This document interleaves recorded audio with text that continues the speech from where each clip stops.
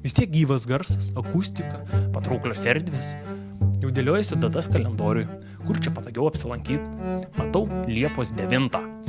Belgijos kamerinis orkestras Kauno valstybiniai filharmonijai.